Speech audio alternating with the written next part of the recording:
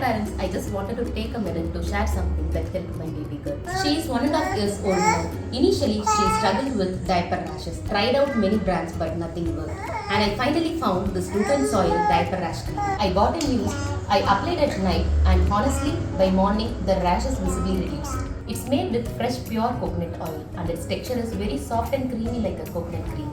It absorbs into the skin very well and keeps the skin moisturized for a long time. As a mom, now I feel safe using it. Now me and my little Ritukutti loves root and soil.